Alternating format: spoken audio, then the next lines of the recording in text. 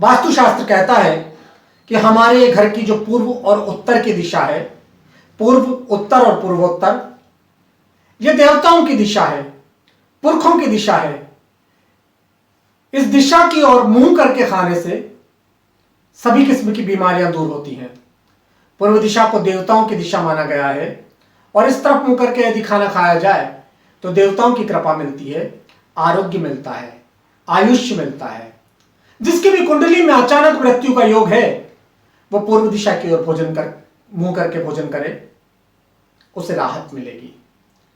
उत्तर दिशा को भी देव दिशा माना जाता है और उस दिशा की ओर मुंह करके भोजन करने से घर में रुपये पैसों की बरकत बनी रहती है, पॉजिटिव एनर्जी आती है।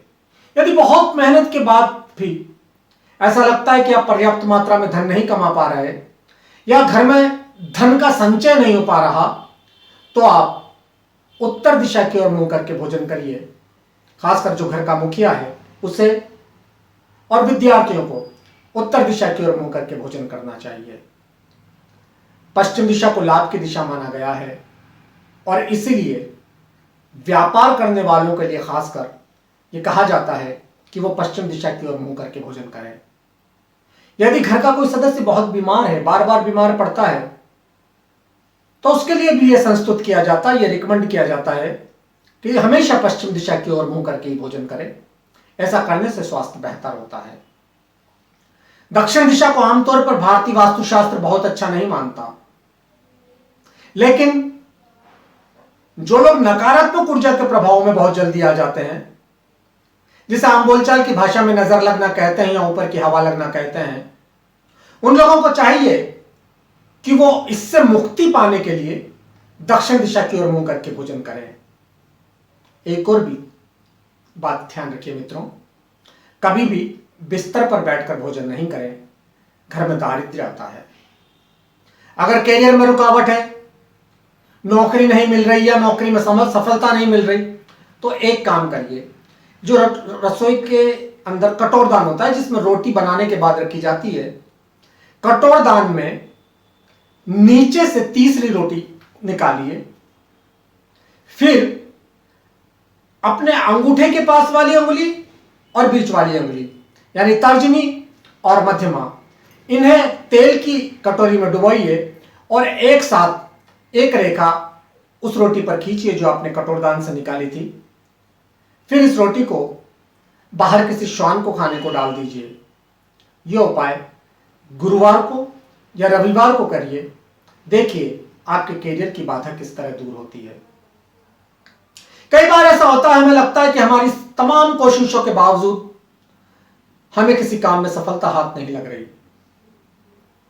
तो एक काम करिए, रोटी के बहुत छोटे छोटे टुकड़े बना लीजिए, पाउडर जैसा महीन कर लीजिए, संभव हो तो हाथ से मसल कर, उसमें चीनी मिलाइए और किसी कच्चे स्थान पर या किसी पेड़ के आसपास चींटियों का जो बिल होता है वो वहां खाने के लिए डाल दीजिए। देखिए किस तरह से आपके काम में जो रुकावट आती थी वो दूर होगी।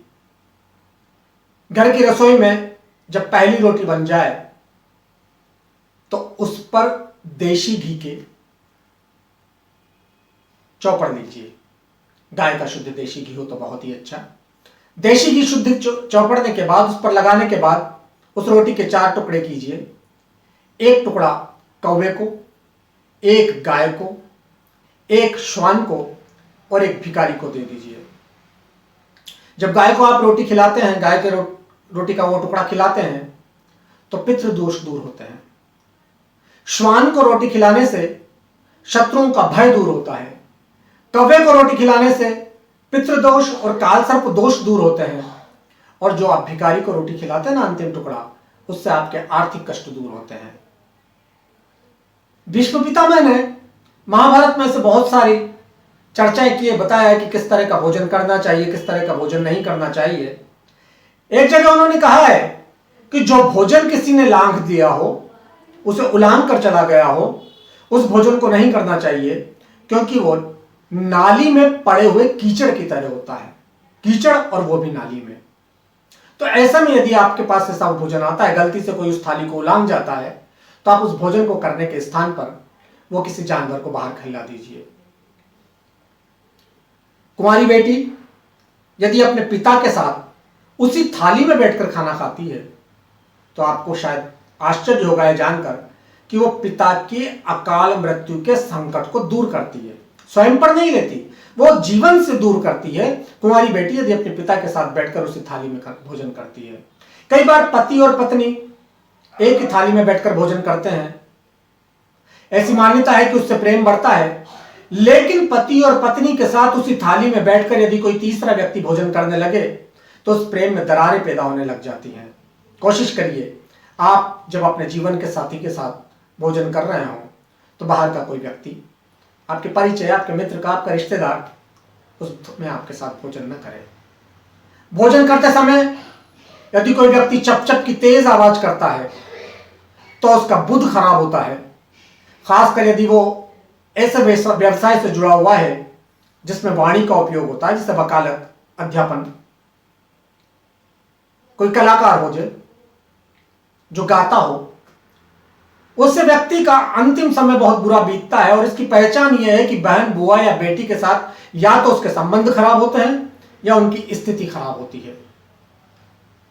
जो व्यक्ति खाते समय, आपने कई लोगों को देखा होगा, कुछ लोग खाते समय तैयार खाने में ही बहुत सारा नमक एक साथ डाल लेते हैं। उन व्यक्ति की कुंडली के अनुसार उनका या तो सूर्य खराब होता है या केतु खराब होता है। वो अपने बहुत आत्मीय किसी जन के साथ इतने विवादों में रहते हैं कि बार बार परेशान होना पड़ता है। एक लक्षण इसका यह भी है खराब होने का, कुंडली के ग्रह खराब होने का, कि ऐसे व्यक्ति अपने रिश्तेदारों से बहुत नफरत करने लगते हैं। आपकी कुंडली में यदि सूर्य कमजोर है तो आप पिता के साथ जमीन पर बैठकर खाना खाइए। आपकी कुंडली में यदि चंद्रमा कमजोर है तो आप माता के साथ बैठकर जमीन पर खाना खाइए। आपकी कुंडली में यदि राहु बुरा असर डाल रहा है तो आप रसोई में बैठकर भोजन करिए। देखिए किस तरह से भोजन आपके भविष्य को सकारात्मक दिशा देता है। हाथ, पैर और मुंह धोकर भोजन करने से आयु बढ़ती है। इसलिए हमारे बुजुर्ग कहते हैं कि हाथ पैर धोकर और मुंह धोकर भोजन करना चाहिए। टूटे या गंदे बर्तन में भी भोजन नहीं करना चाहिए। इससे दरिद्रता आती है और परेशानियों का संकट का सामना करना पड़ता है। आपके घर में यदि डाइनिंग टेबल है तो आप कोशिश करिए कि वह डाइनिंग टेबल कभी खाली न रहे, क्योंकि ऐसा करने से घर की बरकत चली जाती है। तो देखा मित्रों, किस तरह से न केवल भोजन हमारे स्वास्थ्य प्रदान करता है, भोजन करने का तरीका हमारे भविष्य की दिशा भी तय करता है। उम्मीद है आप इन बातों को ध्यान में रखेंगे, अपने भविष्य को सकारात्मक दिशा देंगे। नमस्कार।